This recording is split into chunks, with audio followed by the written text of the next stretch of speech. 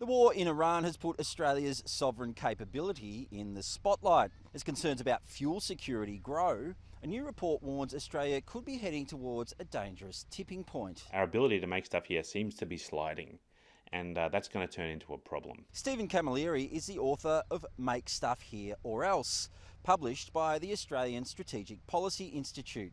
He began writing the report before the Iran war began, but the conflict has helped drive home its key message. Because we don't manufacture diesel in Australia and we don't really manufacture a lot of fertiliser, we've ended up with these shortages because the cheap inputs have become less available. Mr Camilleri says Australia has largely outsourced the things it needs for essential functions, including fuel, food production and even clean water. But the reality is, I think if we can't make fresh water, you can't have a city. And I'm not sure that those inputs, certainly looking around at the way we treat the inputs to fresh water, I'm not sure that we're really prioritising those kind of inputs. And in a time of conflict, that could have serious ramifications. If you end up in a position where you can't manufacture the chemicals and the pumps and the equipment that you need to be able to keep a city alive, then ultimately the people who do make that stuff are in charge and you're beholden to them. Mr Camilleri is the co-founder of SPEE3D,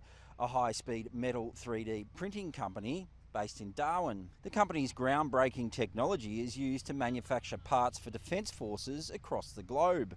That work has given him a unique perspective into how different countries approach a rapidly changing world. When I deal with other nations, there are very serious people who think very clearly about sovereignty, and they will understand what's required to do to implement this new capability and indeed build on their nation's capacity. We don't see quite that same level in Australia. Almost 40 years ago, Bob Hawke said Australia needed to become the clever country. Stephen Camilleri says it's not a lack of smarts holding our nation back, but an unwillingness to take calculated risks. We've really got to get after this cultural glitch that we seem to have developed. It seems to be getting worse by the year. And we've got to go after innovation. Matt Cunningham, News 24, Darwin.